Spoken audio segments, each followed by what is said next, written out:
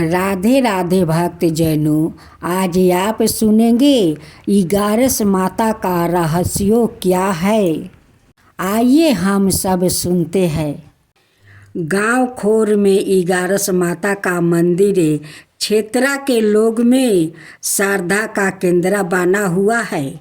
11 माता देश में 6 ही मंदिर है, जिनमें से खोर गांव एक है। मंदिर का निर्माण 2002 में हुआ था। कम समय में माता की कृपा से इस मंदिर ने भक्तों में विश्वास स्थान बना लिया है। मंदिर में हर माह की कृष्णा पक्ष शुक्ला पक्ष दोनों एकादशी के दिन रात्रि को भजन कीर्तन का कार्यक्रम होने के साथ हर माह के शुक्ला पक्ष में हवन भी होता है, जिसमें बड़ी संख्या में श्रद्धालुगण अपनी मनौती मांगते हैं। इसके अलावा देवठानी 11 माता के दिन वैभव मेले का आयोजन होता है, जिसमें आसपास के गांवों के अलावा दूर दराज के भक्त माँ का आशीर्वाद लेने यहाँ आते हैं। मंदिर के प्रबंधक वेद प्रकाश पटवारी ने बताया कि मंदिर खोर सागरपुर बेखायत मार्ग पर स्थित है। 1.5 एकड़ में फैला हुआ है, जिसमें 50 गुना है 40 मर्ग गज का जग भवन है, जहाँ हवन करके पर्यावरण को शुद्ध किया जाता है। भक्तगणों के लिए पार्क विश्राम गृह सहित अनेक सुविधा है। मंदिर में बने पंडा कक्ष में एक साथ 2000 भक्त प्रसाद ग्रहण कर सकते हैं। मंदिर के पुजारी जयपाल ने बताया कि मंदिर में राहगीरों के लिए ठहरने की व्यवस्था का विशेष प्रबंध है। मंदिर में भक्तों के भोजन आदि की व्यवस्था हर समय होती है। देवठानी एकादशी मेले वाला दिन सुबह 5 बजे माता की भजन कीर्तन के साथ परिक्रमा की जाती है। गांव के पूर्व सरपंच सत्यपाल ने बताया कि इस मेलों में भक्तों की सुविधा के लिए पंचायत ग्रामीण अपनी तरफ से हर प्रकार का सहयोग करते हैं। भगवान विष्णु के शरीर से हुआ था माता का जन्म। पंडवो वेद प्रकाश ने बताया कि माता 11 का जन्म विष्णु भगवान के शरीर से बद्रीनाथ धाम से हुआ था। माता ने मूर दैत्य राक्षस का वध करके देवताओं की रक्षा की थी। इस पर भगवान विष्णु ने प्रसन्न होकर माता को वरदान दिया था कि देवी, तूने देवताओं की रक्षा की है, इसलिए एकादशी के नाम से तेरी पूजा होगी और तेरे नाम लेने से हर प्राणी को मुक्ति मोक्ष मिलेगा। गाता रहे कि भारतवर्ष में इस देवी के 5 मंदिर हैं, जिनमें नेमिसराय, पुष्कर, शुक्रताल, बद्रीनाथ और 5वां इस जिले के गांव खोर में है। दिन भर आता है चढ़ावा। मेला के दिन मंदिर में फलहार का भंडारे के साथ दूध, दही, हलवा, सेब, केला आदि का प्रसाद भक्तगणों बड़े चाव से लेते हैं। माता का भोग काचा नारियल होने के कारण श्रद्धालुगण प्रतिदिन मंदिर कच्चे नारियल मिश्री का प्रसाद चढ़ाकर अपनी मनोकामना के लिए माँ का अपनी अर्जी लगाते हैं। राधे राधे भक्त जनों, अब आप सुनेंगे मार्गशीर्ष मास की कृष्णा पक्ष की उत्पन्ना एकादशी व्रत कथा। एक समय युधिष्ठिर ने भगवान से पूछा था कि एकादशी व्रत किस विधि से किया जाता है और उसका क्या फल प्राप्ति होता है।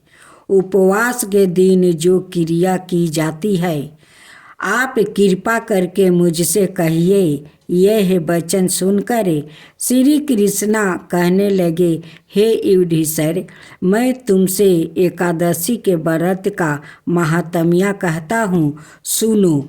सर्वप्रथम हेमंत ऋतु में मार्गशीर्ष कृष्णा एकादशी से इस व्रत को प्रारंभ किया जाता है। दशमी को संध्या काल भोजन के बाद अच्छी प्रकार से दत्वन करें ताकि अन्न का अंश मुख में ना रह जाए। रात्रि को भोजन कदापि ना करे, ना अधिक बोले। एकादशी के दिन प्रातः 4 बजे उठकर सबसे पहले व्रत का संकल्प करें। इसके पश्चात शौच आदि से निवृत्त होकर शुद्ध जल से स्नान करें।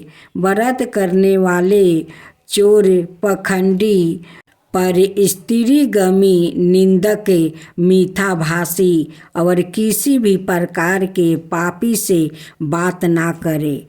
स्नान के पश्चात धूप, दीप, नैवेद्य आदि 16 चीज़ों से भगवान का पूजन करे और रात को दीप दान करे। रात्रि में सोना या प्रसंग नहीं करना चाहिए। सारी रात भजन कीर्तन आदि करना चाहिए। जो कुछ पहले जाने अनजाने में पाप हो गया हो उनकी क्षमा मांगनी चाहिए। धर्मात्मा पुरुषों को कृष्णा और शुक्ला दोनों पक्षों की एकादशियों को समान समझना चाहिए। जो मनुष्य ऊपर लिखी विधि के अनुसार एकादशी व्रत करते हैं उन्हें शंखों द्वारा तीर्थ में स्नान करके भगवान के दर्शन करने से जो फल प्राप्ति होता है वो एकादशी व्रत के 16वां भाग के भी समान नहीं है। व्यातिपात के दिन दान देने का 1,00,000 गुना फल होता है। संस्कृति से 4,00,000 गुना और सूर्य चांद ग्रहण में स्नान दान से जो पुण्य प्राप्ति होता है वही पुण्य एकादशी के दिन व्रत करने से मिलता है। अश्वमेध यज्ञ करने से 100 गुना और 1,00,000 तपस्वियों को 60 वर्ष तक भोजन कराने से 10 गुना, 10 ब्राह्मणों अथवा 100 ब्रह्मचारियों को भोजन कराने से 1000 गुना पुण्य भूमि दान करने से होता है। उसे 1000 गुना पुण्य कन्यादान से प्राप्ति होता है। इससे भी 10 गुना पुण्य विद्या दान करने से होता है। विद्या दान से 10 गुना पुण्य भूखे को भोजन कराने से होता है। अन्न दान के समान इस संसार में कोई ऐसा कार्य नहीं जिससे देवता और पितरों दोनों तृप्त होते हो, परंतु एकादशी के व्रत का पुण्य सबसे अधिक होता है। 1000 यज्ञों से भी अधिक इसका फल होता है। इस व्रत का प्रभाव देवताओं को भी दुर्लभ है। रात्रि को भोजन करने वाले को उपवास का आधा फल मिलता है और दिन में एक बार भोजन करने वाले को भी आधा ही फल प्राप्ति होता है। जबकि निर्जला व्रत रखने वालों का महात्म्य तो देवताओं भी वर्णन नहीं कर सकते। युधिष्ठिर कहने लगे कि हे भगवान, आपने हजारों यज्ञ और लाखों गौदान को भी एकादशी व्रत के बराबर नहीं बताया, सो यह तिथि सब तिथियों से उत्तम कैसे हुआ, बताइए। भगवान कहने लगे, हे युधिष्ठिर, सतयुग में मूर नाम का दैत्य उत्पन्न हुआ। वो 12 बलवान और भयानक था। उसे प्रचंड दैत्य ने इंद्र आदि, वसुबाहु, अग्नि आदि सभी देवताओं को पराजित करके भगा दिया। तब इंद्र सहित सभी देवताओं ने भयभीत होकर भगवान शिव से सारा वृत्तांत कहा और बोले, हे कैलाशपति, मूर दैत्य से भयभीत होकर सब देवता मृत्यु लोक में फिर रहे हैं।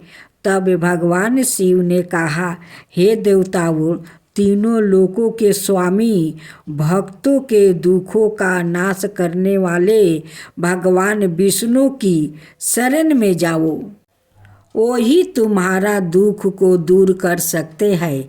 शिव जी के ऐसे वचन सुनकर सभी देवता क्षीर सागर में पहुँचे। वहाँ भगवान को शयन करते देखा। हाथ जोड़कर उनकी स्तुति करने लगी कि हे देवताओं द्वारा स्तुति करने योग्य प्रभु, आपको बारंबार नमस्कार है। देवताओं की रक्षा करने वाले मधुसूदन, आपको नमस्कार है। आप हमारी रक्षा करें। दैत्यों से भयभीत होकर हम सब आपकी शरण में आया है। आप इस संसार के कर्ता, माता पिता, उत्पत्ति और पालन करता और संसार करने वाले हैं। सबको शांति प्रदान करने वाले हैं। आकाश और पाताल भी आप ही है। सबके पीताम्बर ब्रह्म, सूर्य, चांद, अग्नि, समग्रही, होम, आहुति, मंत्र, तंत्र, जप, यजमान, जग कर्म करता, भोक्ता भी आप ही है। आप सबर व्यापक है। आपके सेवा तीनों लोकों में चर और आचार कुछ भी नहीं है। हे भगवान, दैत्यों ने हमको जीत कर स्वर्ग से भ्रष्ट कर दिया है और हम सब देवता इधर उधर भागे भागे फिर रहे हैं। आप उन दैत्यों से हम सबकी रक्षा करें। इंद्र के ऐसे वचन सुनकर भगवान विष्णु कहने लगे कि हे इंद्र, ऐसा मायावी दैत्य कौन है जिसने सब देवताओं को जीत लिया है? उसका नाम क्या है? उसमें कितना बल है और किसके आश्रय में वो है और उसका स्थान कहाँ है? यह सब मुझे कहो। भगवान के ऐसे वचन सुनकर इंद्र बोले, भगवान, प्राचीन समय में एक नारी जंघ नाम का राक्षस था। उसके महाकर्मी और लोक विख्यात मूर नाम का एक पुत्र हुआ। उसकी चंद्रवती नाम की नगरी है। उसी ने सब देवताओं को स्वर्ग से निकाल कर वहाँ अपना अधिकार जमा लिया है। उसने इंद्र, अग्नि, वरुण, यम, बाहु, ईशा, चंद्रमा, नैतिरिथ आदि सबके स्थान पर अधिकार कर लिया है। सूर्य बनकर सवाए ही प्रकाश करता है, सवाए ही मेघ बन बैठा है और सबसे अजय है। हे असुर निकंदन, उस दुष्ट को मार कर देवताओं को अजय बनाइए। यह वचन सुनकर भगवान ने कहा, हे देवताओं, मैं शीघ्र ही उसका संहार करूँगा। तुम चंद्रवती नगरी जाओ। इस प्रकार कहकर भगवान सहित सभी देवताओं ने चंद्रवती नगरी की और प्रस्थान किया। उस समय दैत्य मूर्य सेना सहित युद्ध भूमि में गरज रहा था। उसकी भयानक गरजना सुनकर सभी देवता भय के मारे चारों दिशाओं में भागने लगे। जब सवाई भगवान रणभूमि में आए तो दैत्य उन पर भी अस्त्र शस्त्र युद्ध लेकर दौड़े। भगवान ने उन्हें सर्प के समान अपने बाणों से बींध डाला। बहुत से दैत्यों मारा गया, केवल मूर बाचा रहा। वो अविचल भाव से भगवान के साथ युद्ध करता रहा। भगवान जो भी छीन बाण चलाते वो उसके लिए पुष्पा सिद्ध होता। उसका शरीर छीन भिन्न हो गया, किंतु वो लगातार युद्ध करता रहा। दोनों के बीच मल्ल युद्ध भी हुआ।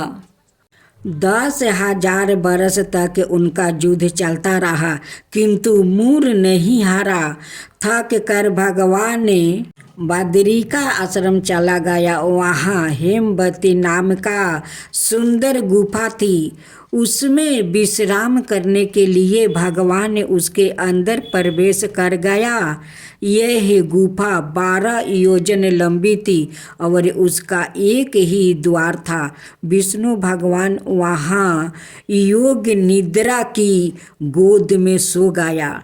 मूर भी पीछे पीछे आ गया और भगवान को सोया देखकर मारने को उद्यत हुआ।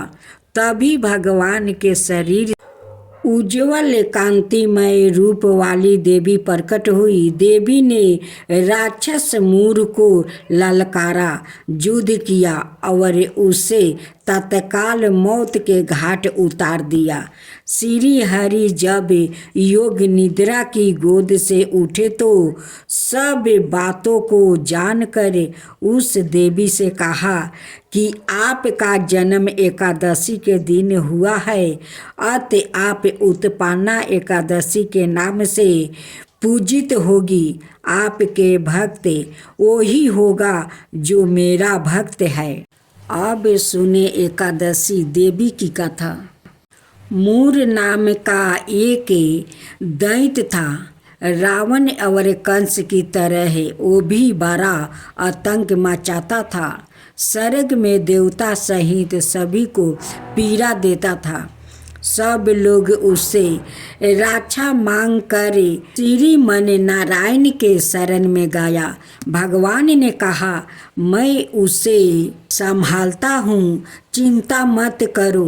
भगवान मूर के साथ युद्ध करने लगा, लेकिन अपनी सारी शारीरिक शक्ति लगाकर भी भगवान कुछ नहीं कर सके। भगवान को युद्ध के मैदान से पलायन करना पड़ा। वो हिमालय की एक गुफा में छिप गए। मूर भी उनका पीछा करते हुए वहाँ पहुँच गया। भगवान ने ध्यान करना शुरू किया और उनके मन से एक शक्ति उत्पन्न की, उनकी मानसिक शक्ति। इस शक्ति ने बाहर आकर मूर को अपनी तलवार से मार डाली। हमें जानते हैं कि शरीर से 10 इंद्रियां है, 5 ज्ञानेंद्रियां और 5 कर्मेंद्रियां, 11वीं इंद्रिया मन। संस्कृत में एकादशी का अर्थात है 11वां चौकी। यह देवी उनके मन भगवान की 11वीं इंद्रिया से निकली थी, इसलिए भगवान ने उन्हें एकादशी के नाम से पुकारा। एकादशी माता की उत्पत्ति का दिन उनके नाम से ही जाने जाने लगा। माता एकादशी के अंतिम चरण के दौरान उत्पत्ति हुई थी। इसे जयंती कहते हैं और उन्होंने द्वादशी के पहले चरण के दौरान दैत्य को मार डाला था। इसे स्मृति कहते हैं। एकादशी के दिन क्यों भोजन नहीं करना चाहिए? भगवान ने घोषणा की कि एकादशी के दौरान देवी के इस महान कार्य के कारण पूरे जगत में कोई भी पाप नहीं करेगा। लेकिन पाप तो पहले से ही है। जब उसने यह सुना, पाप पुरुष आश्रय की तलाश में इधर उधर भागने लगा। एकादशी के दौरान वो कहाँ रहेगा? वो जहाँ भी गया सभी ने उसे आश्रय देने से इनकार कर दिया। अंत में अन्न भोजन एकादशी के दौरान उसे आश्रय देने के लिए सहमत हुआ, यानी कानीचे पापनी ब्रह्म कानीचे अन्नमाश्रिते सवर्णी तिष्ठे नीते हरिवसरे अंख से केवल भूरते या भूरते हरिवसरे। तो एकादशी के दौरान सभी पाप भोजन में आश्रय लेते हैं। जो कोई एकादशी के दौरान भोजन करता है या पाप उस व्याकृत में प्रवेश करेंगे और रोग, समस्या, हानि, परेशानी आदि बन जाएंगे। एकादशी देवी को विष्णु कन्या भी कहा जाता है, क्योंकि वो भगवान की मानस पुत्री है। उनकी मूर्ति पूरी जगन्नाथ मंदिर और द्वारिका धाम में है। भगवान के धर्म की रक्षक के लिए जितने भी अवतार है वो सभी एकादशी के दिन ही हुआ है, इसलिए यह इतना पवित्र दिन है। अब आप सुनेंगे राजा धर्मकीर्ति की कथा। गवाल मुनि का भद्राशील नाम का एक पुत्र था। भद्राशील ने छोटी उम्र से ही एकादशी व्रत का पालन करना शुरू कर दिया। मुनि ने उन्हें ऐसा करने के लिए कभी नहीं कहा था। एक बार मुनि ने भद्राशील से पूछा कि उन्हें इस व्रत को करने के लिए किसने कहा है। भद्राशील ने कहा कि मैं कई जन्मों से एकादशी व्रत करता आ रहा हूँ। आम तौर पर किसी को भी पिछला जन्म याद नहीं रहता। जब तक आप माँ के गर्भ से होंगे तब तक आपको अपने पिछले जन्मों की याद रहेगी, लेकिन जन्म से ठीक पहले यह स्मृति मिट जाती है। लेकिन भद्राशील को अपने पिछले जन्म की याद उस समय भी थी। एक एकादशी व्रत की शक्ति थी जिसका वो पालन करते थे। वो एक पूर्व जन्म में धर्मकीर्ति नाम का राजा थे। धर्मकीर्ति बहुत क्रूर था। उसे कोई पसंद नहीं करता था। ऐसा कोई पाप नहीं था जो उसने नहीं किया हो। एक बार वो अपने सैनिकों के साथ शिकार पर गया। उसने एक हिरन को देखा और अपने सैनिकों को उस हिरन को चारों ओर से घेरने के लिए कहा।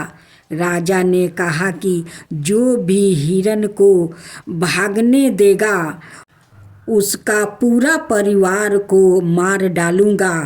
हिरन ने यह सुना और सोचा, बेचारे सैनिक, मैं इनमें से किसी को भी कुछ होने नहीं दूंगा। हिरन राज के पास से निकल भागा। राजा ने हिरन का पीछा किया। सूर्योदय होते राजा एक घने जंगल के अंदर समा गया। हिरन कहीं दिखाई नहीं दे रहा था। राजा ने एक पेड़ के नीचे रात बिताया।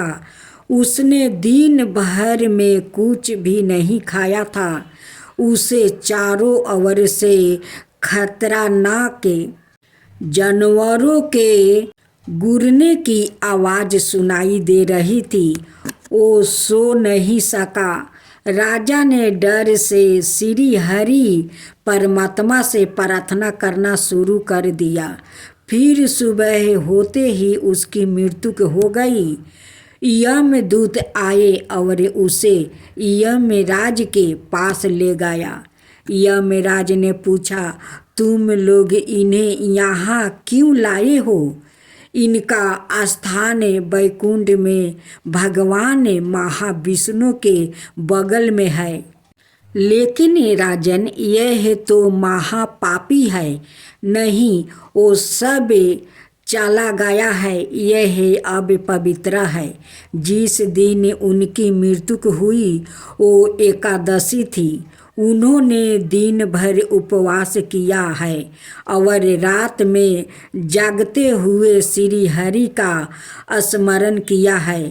उनके सारे पाप दूर हो गया है। वो पवित्र हो गया है।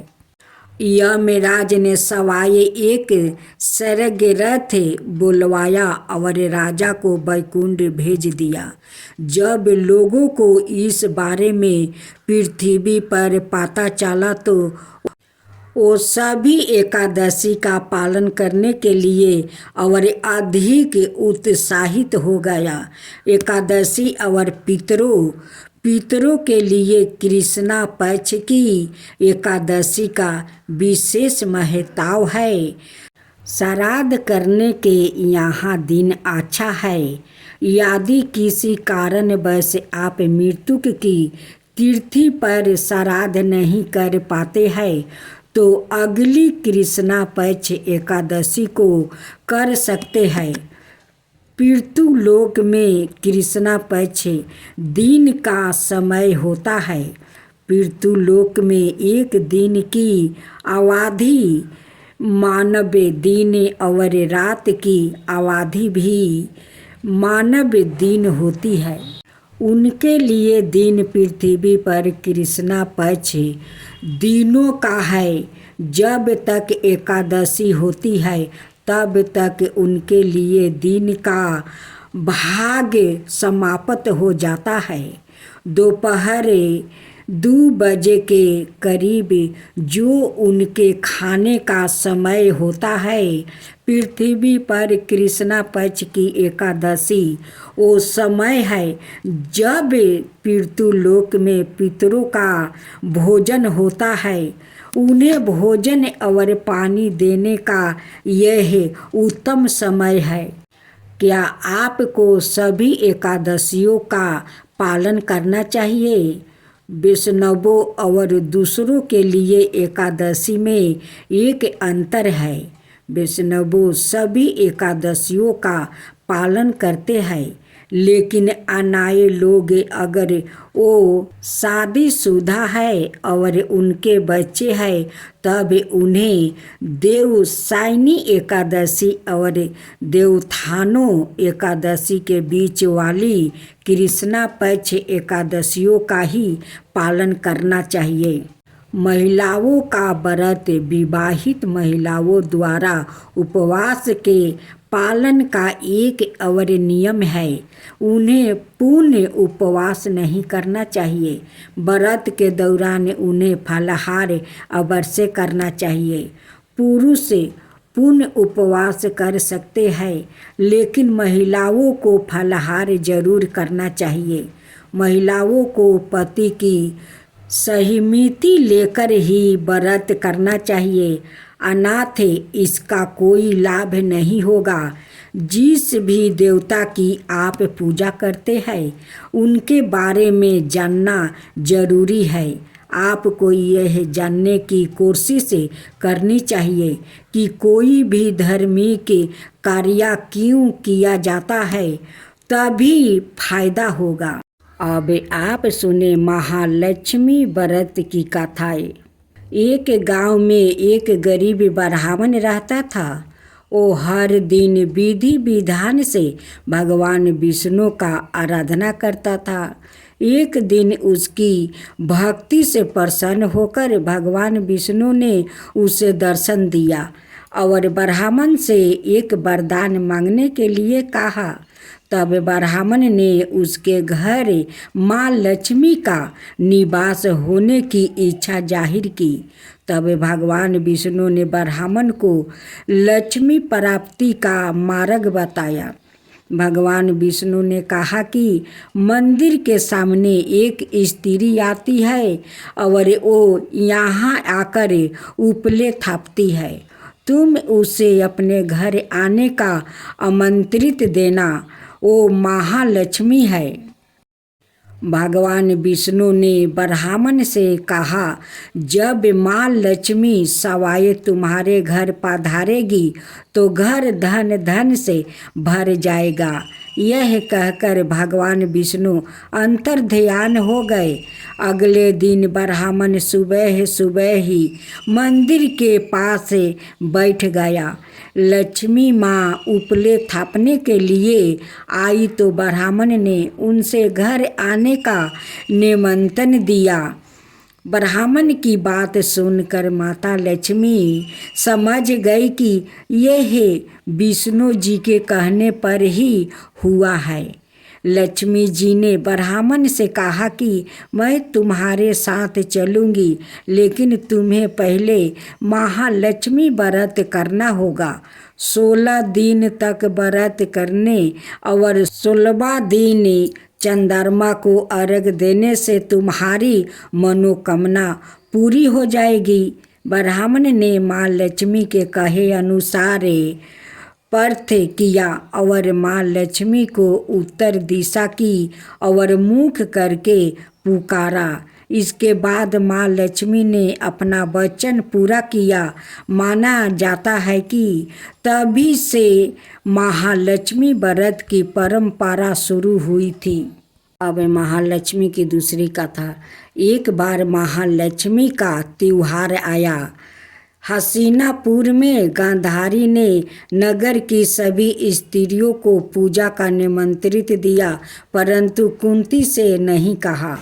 गांधारी के 100 पुत्र ने बहुत सी मिट्टी लाकर एक हाथी बनाया और उसे खूब सजाकर महल बीचों बीच स्थापित किया। सभी स्त्रियां पूजा के थाल लेकर गांधारी के महल में जाने लगी। इस पर कुंती बड़ी उदास हो गई। जब पांडवों ने कारण पूछा तो उन्होंने बता दिया कि मैं किसकी पूजा करूं। अर्जुन ने कहा, माँ तुम पूजा की तैयारी करो, मैं तुम्हारे लिए जीवित हाथी लाता हूँ। इधर माता कुंती ने नगर में ढिंढोरा पिटवा दिया और पूजा की विशाल तैयारियां होने लगी। उधर अर्जुन ने बाण के द्वारा सरग से ऐरावत हाथी को बुला लिया। इधर सारे नगर में शोर मच गया कि कुंती के महल में सरग से इंद्र का ऐरावत हाथी पृथ्वी पर उतर कर पूजा जाएगा। समाचार को सुनकर नगर के सभी नर नारियां, बालक एवं वृद्धों की भीड़ एकत्र होने लगी। उधर गांधारी के महल में हलचल मच गई। वहां एकत्र हुई सभी महिलाएं अपनी अपनी थालियों लेकर कुंती के महल की ओर जाने लगी।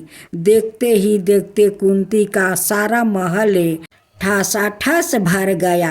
माता कुंती ने ऐरावत को खारा करने हेतु अनेक रंगों के चौके पुरवा कर नवीन रेशमी वस्तु बिछवाया। नगरवासियों स्वागत की तैयारियां में फूल माला अबीर गुलाल केसर हाथों में लिए पंचविधि खड़े थे। जब स्वर्ग से ऐरावत हाथी पृथ्वी पर उतरने लगा तो उसके आभूषणों की धावानी गूंजने लगी। ऐरावत के दर्शन होते ही जय जयकारा के नारे लगने लगा। सायंकाल के समय इंद्र का भेजा हुआ हाथी ऐरावत माता कुंती के भवन में चौक में उतर आया। तब सब नार नारियों ने पुष्पा माला अबीर गुलाल केसर आदि सुगंधित पदार्थों चढ़ाकर उसका स्वागत किया। राज्य पुरोहित द्वारा ऐरावत पर महालक्ष्मी जी की मूर्ति स्थापित करके वेद मंत्रोच्चारण द्वारा पूजन किया गया। नगरवासियों ने भी महालक्ष्मी पूजन किया। फिर अनेक प्रकार के पकवान लेकर ऐरावत को खिलाया और यमुना का जल उसे पिलाया गया। राज्य पुरोहित द्वारा स्वास्थित वचन करके महिलाओं द्वारा महालक्ष्मी का पूजन करवाया गया। 16 आठों वाला डोरा लक्ष्मी जी को चढ़ाकर अपने अपने हाथों में बांध लिया। ब्राह्मणों को भोजन करवाया गया। दक्षिणा के रूप में स्वर्ण आभूषण वस्तु आदि दिया गया। तत्पश्चात महिलाओं ने मिलकर मधुर संगीत लहरियों के साथ भजन कीर्तन कर संपूर्ण रात्रि महालक्ष्मी व्रत का जागरण किया। दूसरे दिन प्रात राज्य पुरोहित जी के द्वारा बड़े मंत्रोच्चार के साथ जलाशय में महालक्ष्मी जी की मूर्ति का विसर्जन किया गया और ऐरावत हाथी को सम्मान विदा कर इंद्रलोक भेज दिया गया। अब सुने तुलसी माता की कथा। एक कन्या थी। जब वो थोड़ी बड़ी हुई और उसका समझ आने लगी तब से ही वो तुलसी माता जी की पूजा करने लगी। उसके प्रतिदिन का नियम था कि तुलसी माता जी का पूजा करने के बाद ही खाना खाती थी। जब वो कन्या शादी के लायक हुई तब उसके माता पिता ने उसकी शादी करवा दी। कन्या को उसके माता पिता ने दहेज में भी एक तुलसी का गमला दिया। ससुराल में वो प्रतिदिन सवेरे उठती ही पूजा करती, फिर उसके बाद ही खाना खाने बैठती थी। उसकी 2 जेठानियाँ थी, वो दोनों उसका मजाक उड़ाती थी कि बड़ी नियम धर्म वाली बनती है। उन दोनों को उनसे बहुत ईर्ष्या होती थी, इसलिए वो दोनों तुलसी जी का गमला छुपा देती। वो कन्या बड़ी मुश्किल से गमला ढूंढ कर लाती, अच्छे से पूजा करती और फिर खाना खाती। वो गमला ढूंढ कर ले आती तो एक दिन तो उसकी जेठानियों ने क्या किया कि गमला ही दूर फेंक दिया। कन्या ने खूब ढूंढा पर उसे गमला नहीं मिला। वो बहुत ही परेशान हो गई। उस दिन तो उसने खाना भी नहीं खाया। उसका नियम जो था, उस कन्या की सच्ची भक्ति देखकर तुलसी माता उसे बहुत प्रसन्न हो गई और उसके कमरे में तुलसी माता का गमला प्रकट हो गया। अगले दिन सुबह जब वो उठी तो क्या देखती है कि उसके खाट के चारों कोने पर तुलसी माता का गमला आ गया है। यह देखकर वो तो बहुत प्रसन्न हो गई कि अब मेरी तुलसी माता को कोई चुरा नहीं सकेगा। पूजा करने के लिए भी कहीं और जाना नहीं पड़ेगा और कोई मेरी तुलसी माता को फेंक भी नहीं सकेगा। वो तो जल्दी से उठ कर स्नान करती है और तुलसी माता की पूजा कर लेती है। जब वो खाना खाने बैठती तो उसकी जेठानियाँ मजाक करने लगी कि लो देवरानी का नियम धर्म पूरा हो गया। उससे पूछती है कि तुलसी जी की पूजा कर ली क्या? देवरानी धीरे से बोलती है, हाँ कर ली। जेठानिया बोलती है, कहाँ से कर ली? पूजा गमला तो फेंक दिया था। देवरानी कहती है कि देख लो मेरे कमरे में खाट पर तुलसी जी लग रही है। जेठनिया बहुत शर्मिंदा हुई और बोली कि देवरानी तेरी भक्ति सच्ची है, हमने तुझे बहुत परेशान कर रखा है, हमें माफ़ कर दे। देवरानी उन्हें माफ़ कर देती है। बोलो तुलसी माता की जय, तुलसी माता की जय।